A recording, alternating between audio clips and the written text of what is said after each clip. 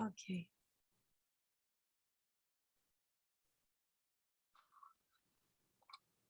Okay, so we are good.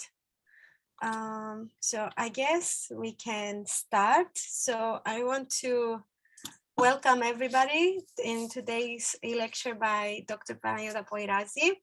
And I want to say that I am very happy that Dr. Poirazi accepted the invitation to be with us today. And one of the reasons is that she's a world-renowned neuroscientist, and she's also a Cypriot.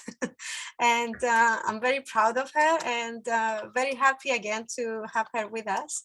So before I give her the floor, I will just go through a very brief introduction of her research and career thus far.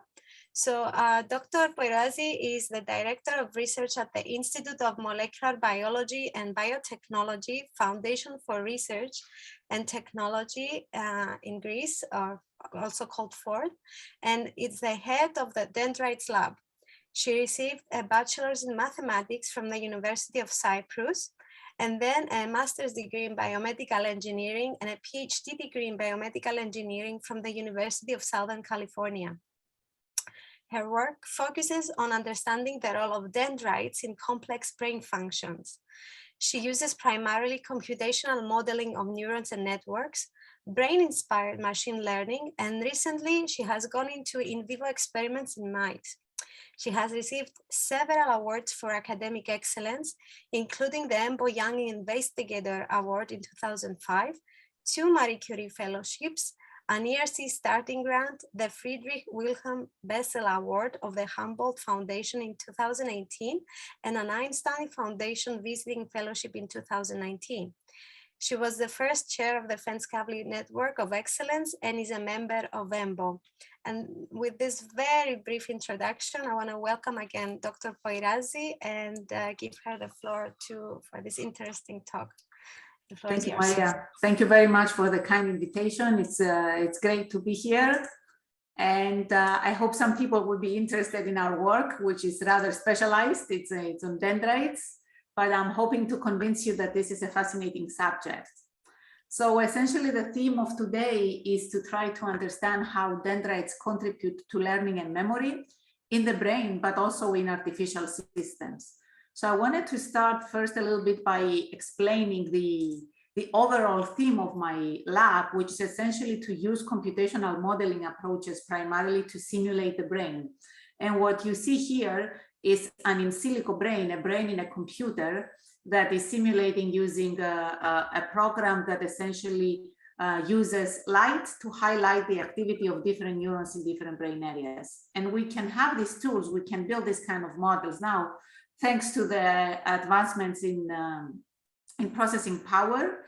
And now if we have this kind of models, we don't have to kill animals anymore, or we can study the human brain, which is very difficult to access invasively, and ask a number of interesting questions. So the focus of my talk today will be primarily on how this kind of modeling approaches can provide insight.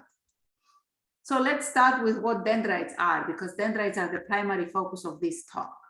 So for those of you who are not neuroscientists, this is a neuron, the principal computing unit of our brain, and it consists of these thin extensions, which we call dendrites, that project from the main cell body of the neuron. And this is where the neurons receive incoming signals. Signals land onto the dendrites, they are processed at the cell body, and then once they reach a threshold at the action potential, initiation site, this action potential, at the action hillock, this is the action potential. This is the signal that is produced by the neurons that travels down the axon. And when it reaches the axon terminal, this signal, which is an electrical signal, is transmitted to the next neuron, the target neuron, by landing onto its dendrites. So dendrites is the input side of a neuron, axon is the output side, and communication happens through the propagation of electrical signals, which you can see here. This is just a small video to highlight one of the brain regions that we're interested in, the dendrite gyrus. This is found in the hippocampus, one of the areas that is known to be involved in learning and memory. And these are granule neurons, the main computing units of the dendrite gyrus. You can see the cell body here and the dendrites that extend from the cell body. And these little blobs within dendrites are called synapses. And that's where the communication takes place. So you see the phyllopodia extending to form a synapse together with an axon that passes by. The green one is the axon. And through this synapse, you have the passage of electrical charge. And that's how communication happens in the brain. Actually, it's a chemical that is translated to electrical, but it doesn't matter. Essentially, the communication in the brain is achieved through traveling electrical waves. Okay, so we are interested in dendrites. Why should we care about dendrites? One very important reason is that their properties are altered in a variety of brain diseases. And therefore, if we can understand how dendrites contribute to normal brain functioning, then maybe we can use them to find new drugs that target specific alterations in dendrites. Another reason, as I already mentioned, is that they are the main communication site of neurons. More than 90% of the synaptic inputs that arrive in any given principal neuron land within its dendrites.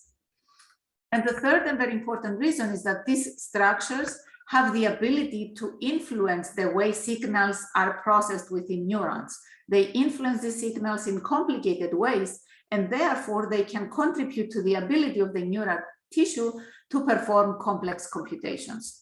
It's like our CPUs in the brain, and one part of that CPU is the dendrites. So I'd like to give you an example of such a computation that can be implemented by dendrites. This is an experiment that was done in the lab of Jackie Chiller back in 2003. And what you see here is a pyramidal neuron in the slice, in a brain slice. This is an electrode recording the activity of the cell body, and another two external electrodes that stimulate two pieces of the dendrite. So what they noticed at the time is that if you stimulate each one of these electrodes individually, you get a small depolarizing pulse, a response that is shown here in black, the small ones. If you depolarize the other electrode, you have a similar depolarization. So this is from one, this is from the other, and the thick line is the arithmetic sum of these two. So if you stimulated both of these electrodes together, you should get something very close to the thick line. But in fact, what happens if these two electrodes are stimulated together is that the dendrite responds much more strongly. The output is a much bigger depolarization, which you can see here. So essentially, the dendrite is detecting the fact that these two inputs are arriving simultaneously by generating a much more bigger response. And they also noted that if you change the timing between the activation of these electrodes, so they are no longer simultaneous, then these responses become smaller and gradually they disappear. So you only have this large nonlinear response when the inputs arrive in close temporal proximity. What does this mean? It means that the dendrite essentially is performing a complex function, which we call coincidence detection, because it allows the notification at the cell body, the understanding that two signals arrive simultaneously. And it achieves this by amplifying the signals. So this is one kind of nonlinear computation that can be performed by dendrites. So how do we study these properties of dendrites? As I said, in the lab, we use primarily computational models, and we do that for many reasons. They are faster, they are cheaper, they require less manual effort, and we can simulate experiments that the technology does not yet allow to perform in a wide lab, for example, and therefore guide future experimentation. That's a few of the reasons why we use modeling. And we have many different types of models in the lab. And these are models of individual neurons that you can see here from different areas: the hippocampus, which is one of the most important brain regions involved in learning and memory, the prefrontal cortex, the visual cortex, as well as interneurons in various different cortices. So essentially, we reproduce the detailed morphology of any given neuron into an in silico approximation of it. And we furnish this neuron with the various mechanisms that we know are present in these cells. And the mathematics behind this are not that difficult, although they might be scary for some people. Essentially, they comprise of ordinary differential equations that are solved in the computer, and they generate the response of these models. And in addition to single neuron models, we have circuit models. And this is an example here where we connect together 4 different types of neurons. and they talk to each other. And whenever you see a yellow light, it means that one of them generated a strong output, an action potential, which you can see here. This is an action potential, for example.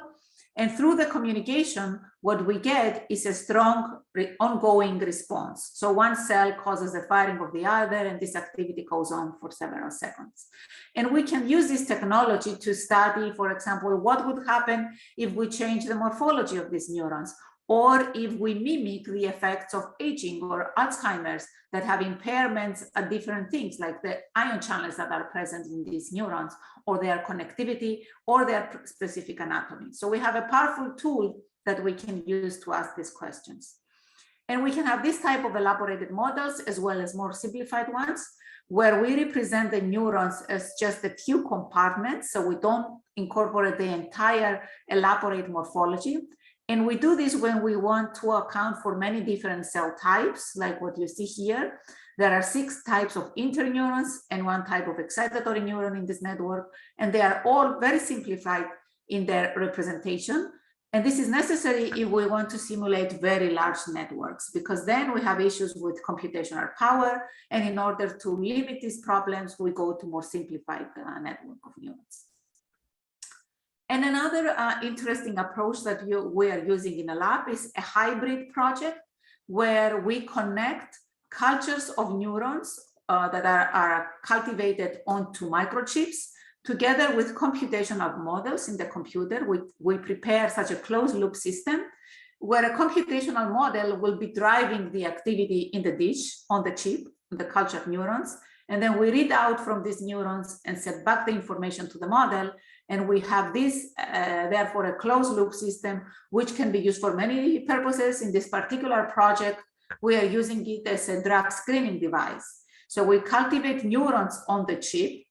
We use the network models to fit them with activity, and then we apply Alzheimer's drugs on top of the culture to see if we can restore function by combining a pharmacological treatment with a network model stimulation. So that's another usage that these models can have. Okay, so these are the kind of tools that we have in the lab. And now the question is, what can we learn by using these models? And I'd like to highlight a few examples from my group where we've used the models to answer difficult questions. So the first question that we wanted to address is, how do individual neurons compute? I mean, we've known for many decades, and we've actually simulated neurons in the machine learning field as computing nodes. So we have a node, which is the cell body of the neuron, essentially. We have these inputs that come in, they land on the dendrite, but the dendrite doesn't really do much. It's just sitting there to collect these inputs. The inputs are weighted depending on how strongly they influence the cell body. And then the cell body essentially performs a sum over the inputs and a nonlinear thresholding. So if the total input that arrives in a neuron is above the threshold, then the neuron fires. And that's the way we were thinking about neurons for many, many decades, a very simplified notion of how the neuron works. However, we now know that the dendrites are not just sitting there collecting inputs, they are actually influencing the way these inputs are going to be propagated to the cell body. So they're not passive devices. And what do they do to these inputs? They transform them in different ways. One simple way would be a simple addition. So everything that comes in is added linearly, and the net response is propagated to the cell body. And this is what we've thought for years that dendrites may be doing. But there are other ways to combine incoming inputs. For example, when you increase the number of inputs that arrive into a dendrite, there could be a situation where a second threshold is reached within the dendrite, which produces a very strong response, a nonlinear dendritic response, for example, that makes the response much larger than expected by linear summation. And we have such cases in the dendrites, and they're because of ionic mechanisms that happen to land within the dendrites of specific neurons. So we often get this nonlinear integration because of the dendritic channels. Or we can also have the opposite, that as the stimulus that comes in increases, the response saturates and it never goes above the linearity. this is also a possibility that has been documented in various types of neurons. And this is because of other channels that are found in the dendrites or because of morphological influences. But in any case, whatever happens is not just a linear sum. So how do we consider these nonlinear properties in the dendrites, and what could be their advantage for brain function? Now, to answer this question, we built a detailed biophysical model of a pyramidal neuron, which you can see here. This is a realistic morphology. There we incorporated many different ionic channels, which you can see on the side, and synaptic mechanisms. In this case, I think there are a total of 20 or 21 different mechanisms. Each one of these is described by a differential equation that essentially tells the neuron how specific ions, that could be sodium, potassium, or calcium, will pass from the extracellular space into the neuron and vice versa. So we have this model, right, that we can use to simulate the activity of the neuron. And what we ask is, how do the dendrites of this neuron influence the output? Does it matter where we place our synaptic inputs? Do the dendrites actually do something interesting? So to ask this question, we place synaptic inputs onto different dendrites that are separated by the main trunk of the neuron, or group them into the same branch, into the same dendrite, and ask what is the response of the neuron when you measure either in the dendrite or at the cell body. Now, if these dendrites were just summing their inputs, we should get exactly the same output irrespective of the location. But in fact, what we found was that if you place this input within one dendrite, you get a nonlinear response, whereas if you separate them across dendrites, you get a linear response. So essentially, this tells us that the dendrites of these neurons are doing something interesting, right? Something that we should consider and find a way to take into account. Essentially, what they tell us is that the location of the input matters, and that this is because there is some nonlinear property within the dendrites. Okay, this was a prediction of the model that was generated back in 2003, and it was really important because nobody at the time thought of doing this experiment because they expected the obvious. But once we came out with this modeling prediction, then a lot of colleagues on the experimental side decided to test this prediction to see whether it was true or just a hypothesis. So they repeated the exact same experiments in different neurons of the cortex and the hippocampus, and they found the same thing, that within the dendrite, you have these strong nonlinearities, and you don't see the nonlinearities if you put the synapses between different dendrites. So that's an important contribution of a model, which was essentially to come up with an unanswered question, produce a testable prediction that drives the field to test this prediction and therefore adds to our knowledge. So more recently, Alexander Delivaki, a very talented student in the lab, asked the same question about interneurons. Interneurons are the inhibitory, the brakes inside our neural circuit, so that they suppress the activity of other neurons. And they have always been thought of very simple point neurons without any fancy dendritic computations. So Alexandra used the same approach, built a computational model of these cells. She used different morphologies for these cells from the hippocampus and the prefrontal cortex, so from two different brain areas. And she did the exact same experiment, place synapses within the different dendrites and look at the responses. And she found that in these cells, again, you have this nonlinear integration because of the generation of dendritic spikes, because of the opening of the dendritic channels, but you also have some dendrites where the response is sublinear, it saturates. So you have two types of dendritic nonlinearities being present at the same time within individual neurons. Therefore, these neurons are even more complex than the ones that we've seen before. This was also a prediction back in 2019 that the dendrites of interneurons essentially support two types of nonlinear integration, a sigmoidal and a sublinear. And this prediction, again, was soon tested experimentally by collaborators, not collaborators, by colleagues in the field in inhibitory neurons, and they also documented two different types of integration. So that's another example of where modeling and experiments can contribute to increasing our knowledge in the field in a way that one expertise is influencing the other.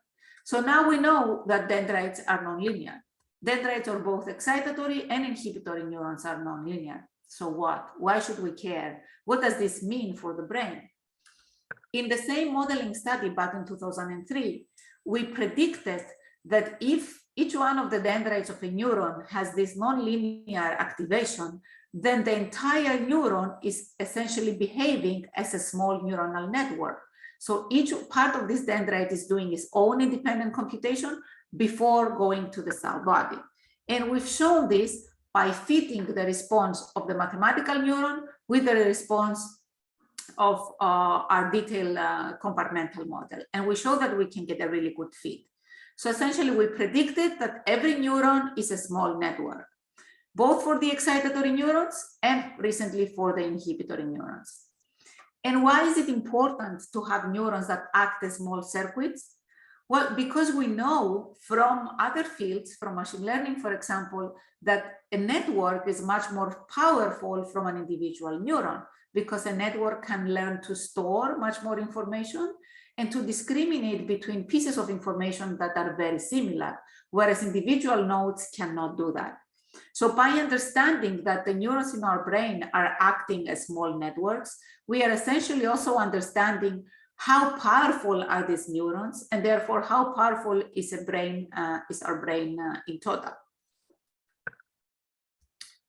And this brings me to the question of what about human dendrites? All this work was done on rodents, and we know they're not particularly smart, but humans are much smarter. So is there anything unique about the dendrites of human neurons that could contribute to the improved cognitive capabilities of humans?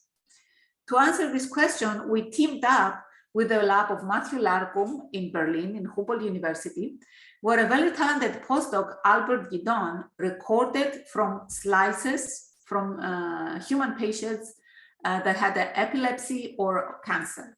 So these slices were taken from the healthy part of the brain, so we assume that these neurons are healthy. And Albert inserted an electrode into the dendrite and the cell body of this neuron in slices, and stimulated with one electrode the location of the dendritic component, and recorded the response both locally and at the cell body. And what they discovered was that the human neurons have a new type of a dendritic spike, which had not been seen before in other species not until January of 2020, when this paper was published.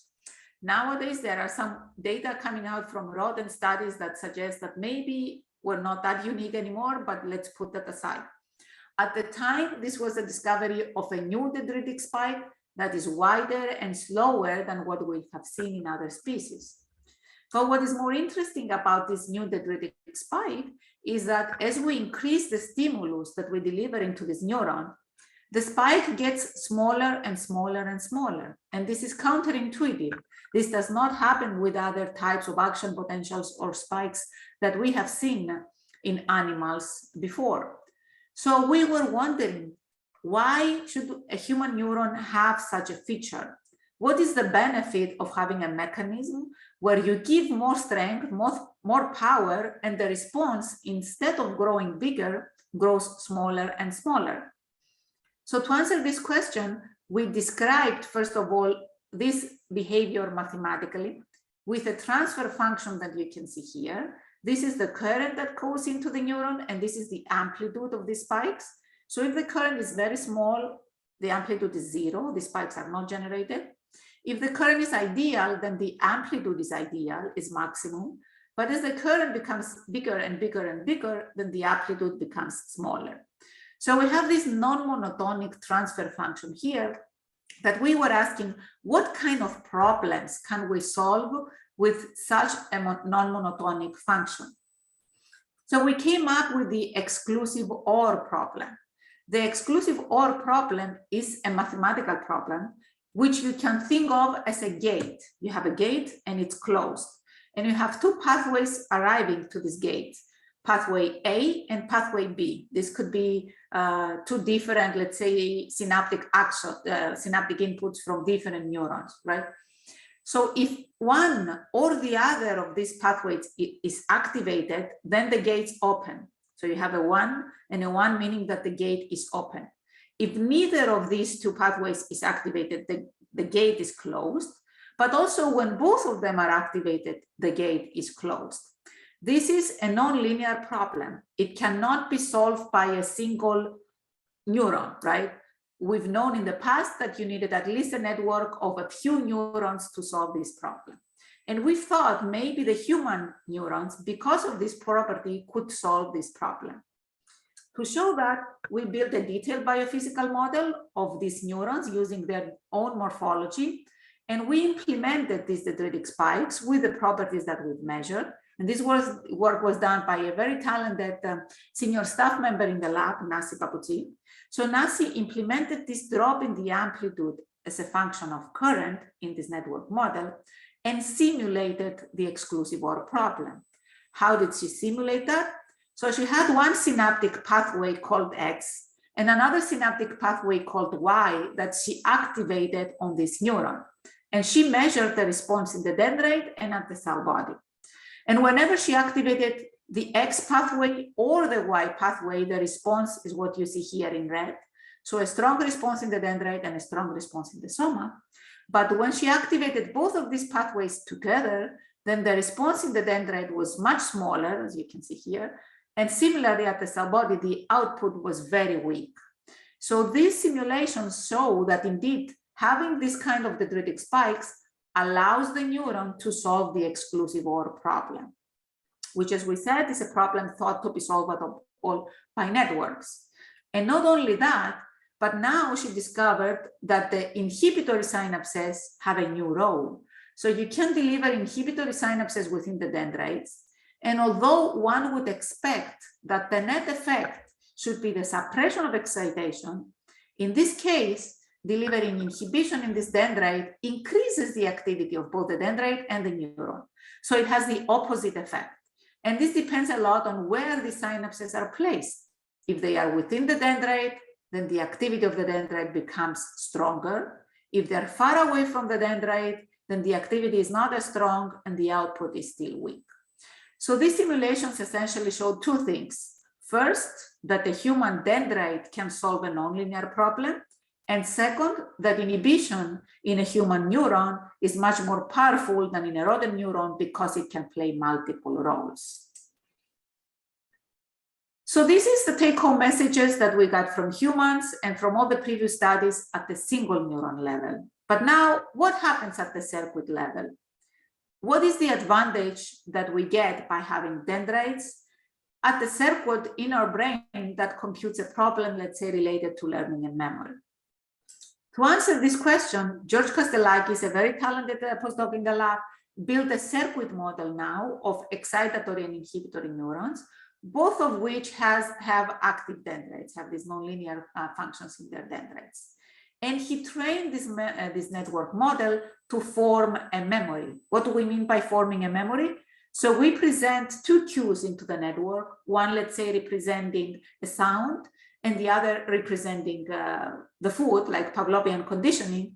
And whenever these two stimuli are presented together, the network learns this association. And at the end, when we present the sound, the same neurons that encoded for the food would light up, indicating that the network has learned to associate a sound with a presentation of food. This is a classical Pavlovian conditioning. And we are looking at the properties of these engram neurons, namely the neurons that have captured the memory. To achieve learning in this network, we have to have plasticity. And we have different types of plasticity operating: classical long-term potentiation, homeostatic plasticity, intrinsic plasticity, and synaptic turnover. These are many different plasticity rules, and I don't want to get into the fine details, but essentially we have a network model that allows the synapses to change as a function of learning, and also allows the neurons to change as a function of learning by changing their excitability. And this is the network while it's learning to form two memories. Did you just notice the synapses, the red synapses becoming bigger? These blobs started out as small as the other ones, but then they grew. This means that essentially the red synapses are the ones encoding a particular memory that the network is experiencing at the moment. And they can grow and they can become smaller. And at the end, we have a network of neurons that responds to the memory. So what is it that dendrites provide this network with? Well, to answer this question, we have to look at the features of these engram neurons. For example, the size. How many neurons do we need to learn one memory? Well, in this small network, we needed about 40% of the neurons to learn one memory. And this 40% was whenever we didn't have smart dendrites. So dendrites were there, but they were just linear. They were not doing anything interesting. But now if you add these nonlinearities that we've seen in the dendrites, so the big spikes essentially, the size of the memory engram suddenly becomes much smaller. So with dendrites, this network needs fewer neurons to learn a given memory. Not only fewer neurons, but also the response of these neurons is much less strong. So if you have linear dendrites, the neurons fire with 11 hertz. If you have nonlinear dendrites, the neurons fire with 7 or 8 hertz. So essentially this means that dendrites allow the network to learn a memory with fewer neurons, and those neurons fire at lower firing frequency. And finally, the sparsity is a feature that is very interesting in a network.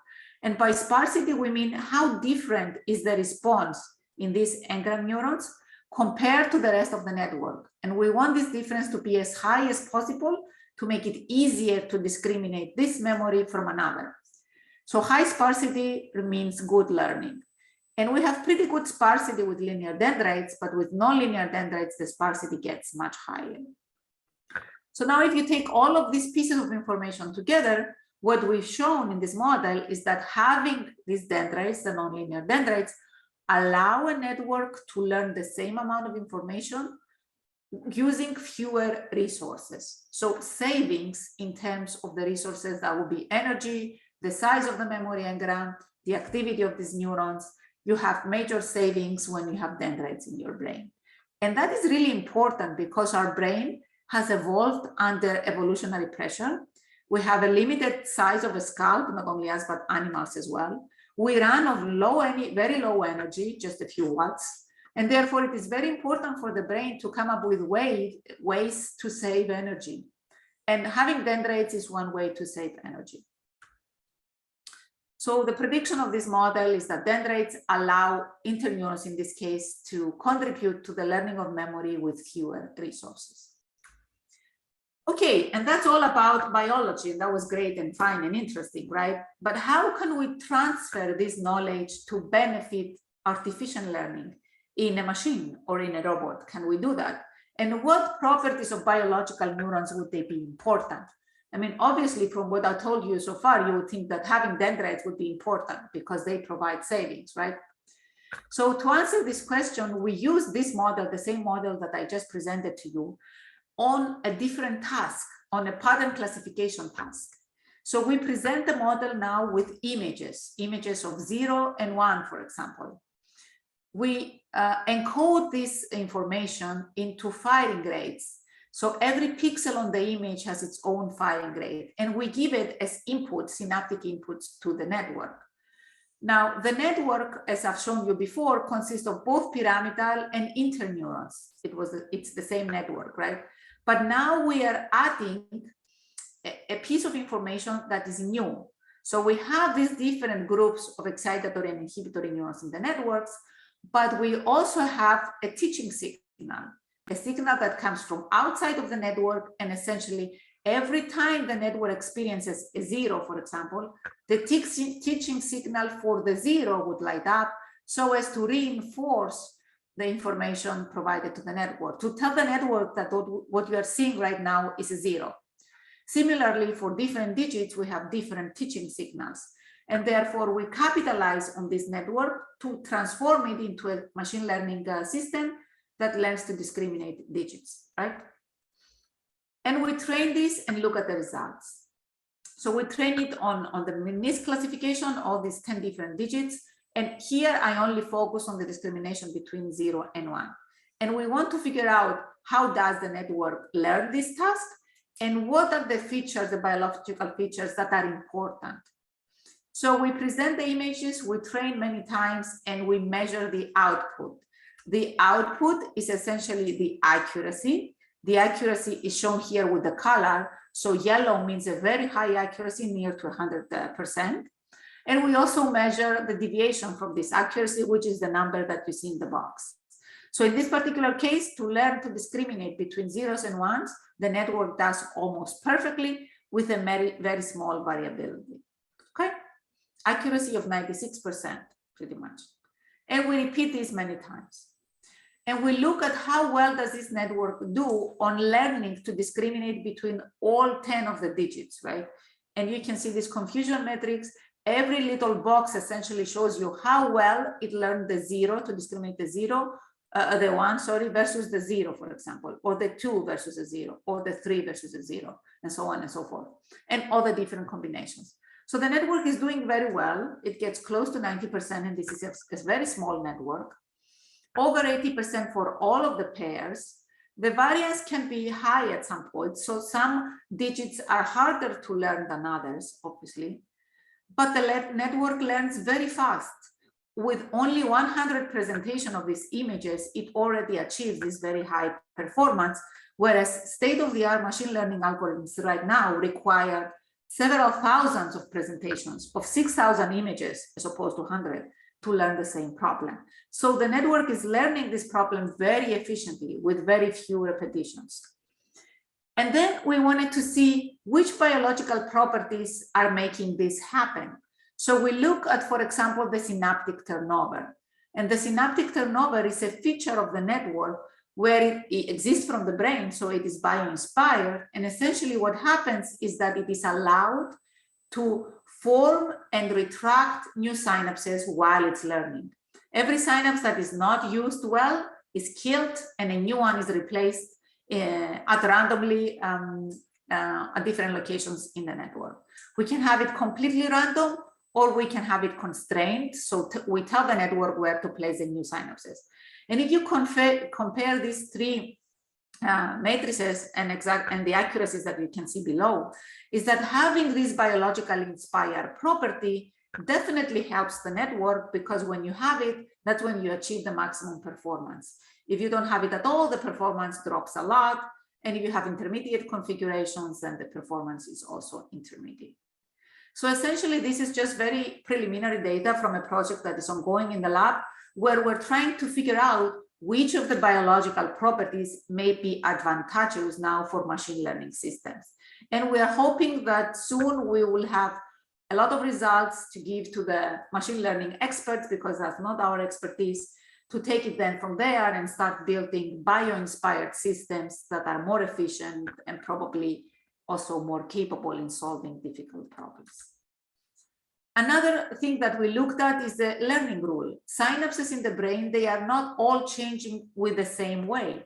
Synapses that are already big, they are changing much slower than small synapses, which are very versatile.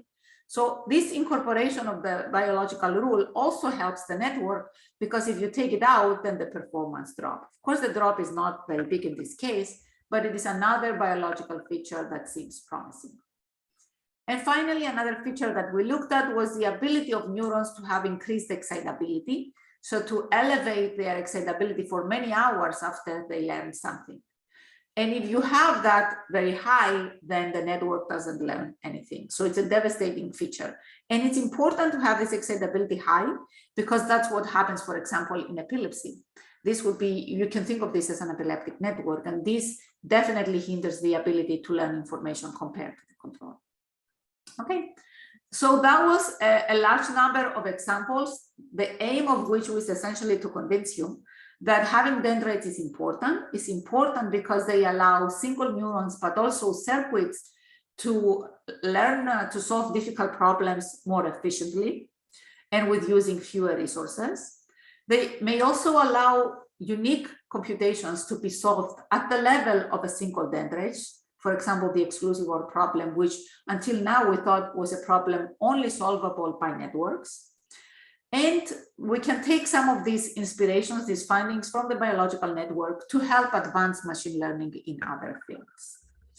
So with that, I would like to thank the people in the lab that make this work happen. I presented work by Nasi, by Alexandra, and by George, who is somewhere here. He is our collaborators and our funders, and thank you very much for your attention. I'm happy to take questions. Thank you, Dr. Poirazi, for this excellent and very thorough talk. It was really nice to see all that neuroscience-related content. So until we get some questions, I have a few of my own. So my first question is, the conclusions that you presented on the function of the dendrites, do these apply for different brain areas? I mean, can we extrapolate for the cortex versus the hippocampus, Right. and the cerebellum, for example, which is more complex? They do for pyramidal neurons, at least, because the pyramidal neurons are very similar across cortices and for the hippocampus, and many of these things that were initially predictions are now well known in cortical and pyramidal neurons. So with respect to pyramidal neurons, they are definitely, let's say, generic. Of course, there are some differences because cortical neurons are not identical across layers, you know. Yeah. Layer 5 are much bigger, longer, more compartmentalized than layer 2 or 3, for example, and there are differences there. But the general finding that dendrites are active and they can support the dendritic spikes and that these influence the computational capabilities of these neurons, they extend to all of these cells. Now, cerebellum, Purkinje neurons, they're not the same. Their integration can be passive. They do have ionic channels, but they are not integrating in the same way as pyramidal neurons. So it depends on the type of the neuron, right? So it's not generic for everything. I see. So we have a question from Stathis Hadjidimitriou. So actually, he says the dendrites have adjustable weights similarly to the computation of the cell soma. So I guess that must have been towards my question.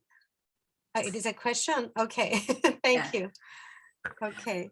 Right, okay, so typically the synapses is what we think that have weights, right? Because synapses can grow bigger and smaller, and that's what we typically simulate in artificial systems. But it's true that the dendrites also have weights because the dendrites have changes in their intrinsic excitability. So the amount of channels that are found in the dendrites is not fixed. And it can also be influenced by neuromodulators, for example. And as a result, how big an impact a given dendrite will have at the cell body is variable. And it depends on learning, and it depends on the state of the network, on the neuromodulation, and on the ionic channels that are there. So the answer is yes.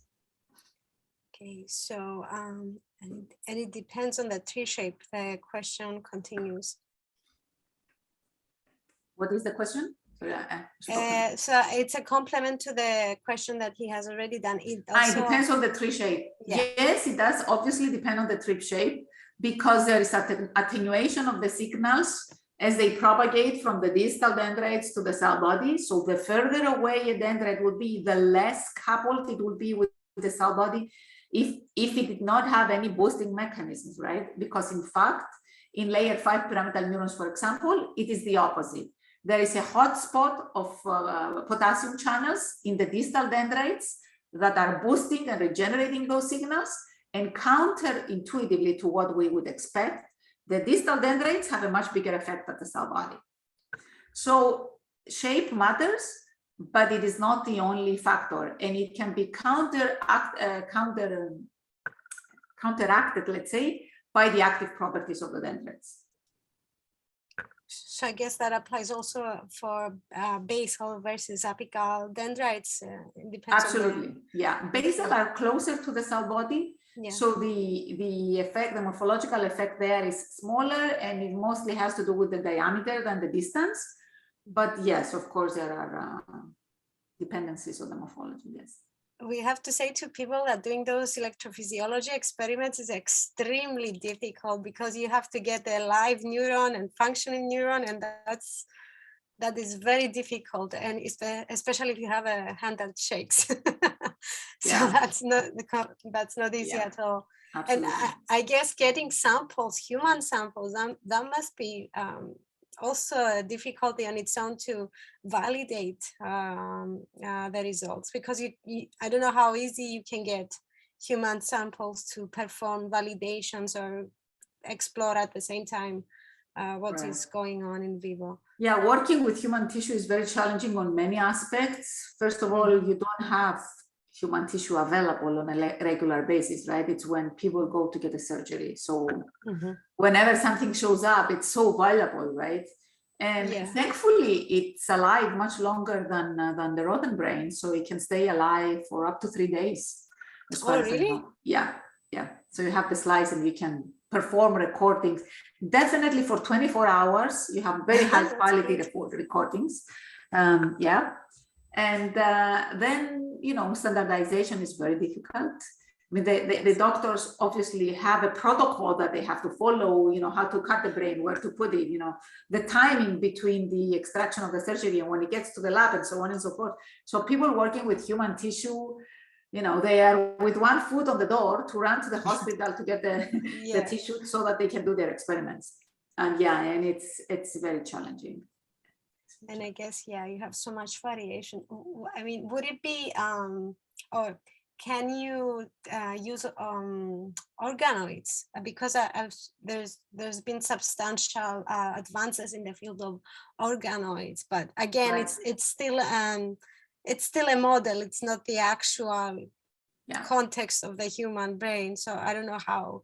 Some people are starting to consider organoids, mostly for other kind of studies rather than electrophysiological ones, because the structure of the dendrites is not the same, right? So they're very different in terms of the way they develop within the organoid versus the actual brain.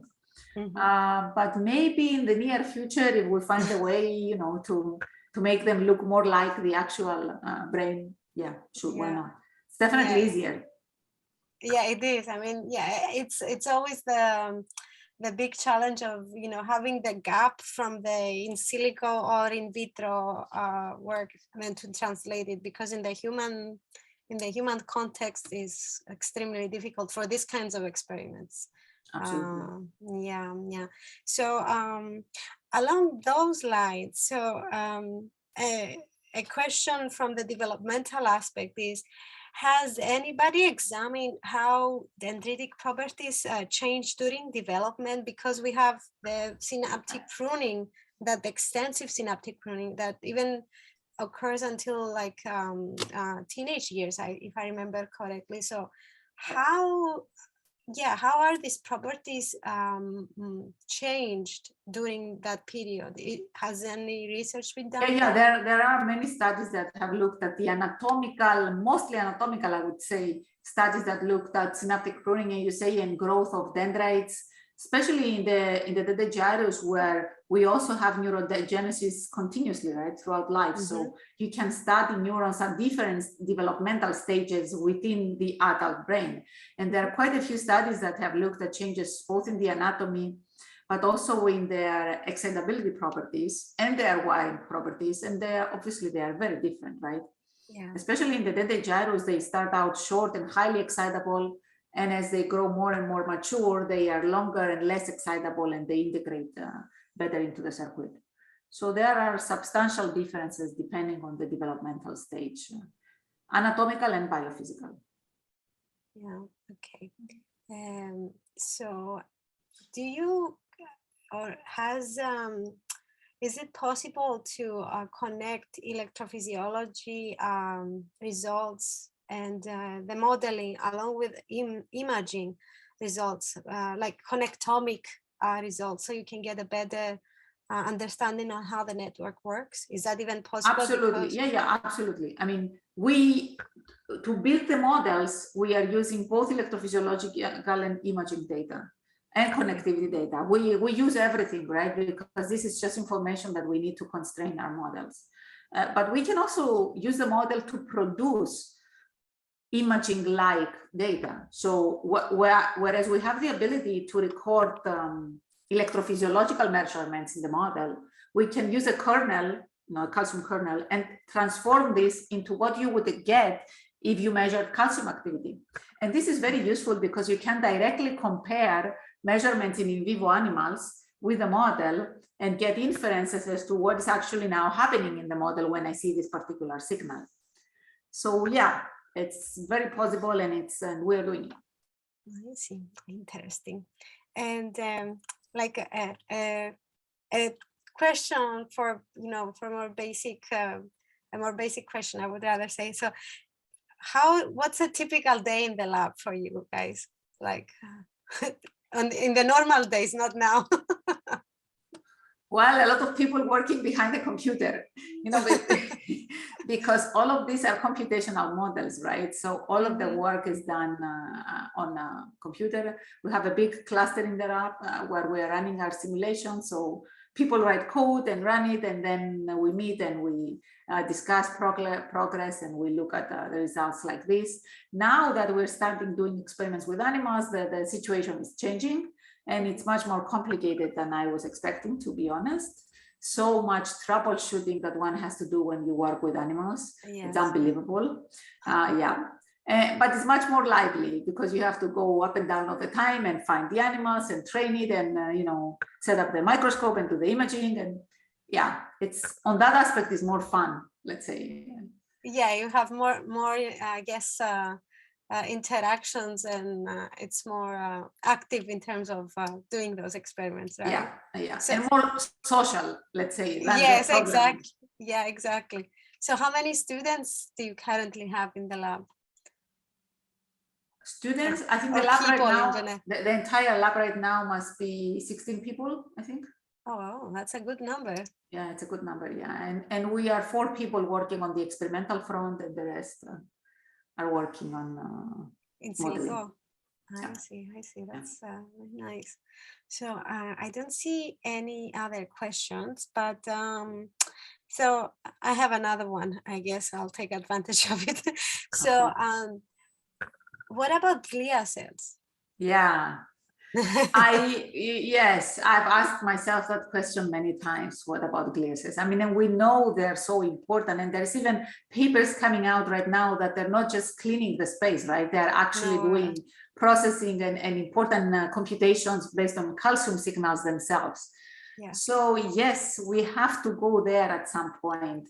I haven't been, let's say, brave enough to incorporate it in our models, but it is the future. Even a lot of the neurodegenerative diseases now seem to be honing on to glia and their contribution. And yeah, I think it should be the next step. You just actually entered into another question that I had. So can you just tell us, for example, a few of the diseases that we have, and we know definitely that dendrites are affected in those diseases? I mean, Alzheimer's, for example, starts out as a problem with synapses, then moves on to toxicity with plaques accumulating within the dendrites, and then you have atrophy, and then you have neuronal loss. So it starts out at the dendrite, and unfortunately, when it starts out, it's not visible on any of the imaging tests that we're doing. And when we see it, it's too late because it's when neurons are starting to die.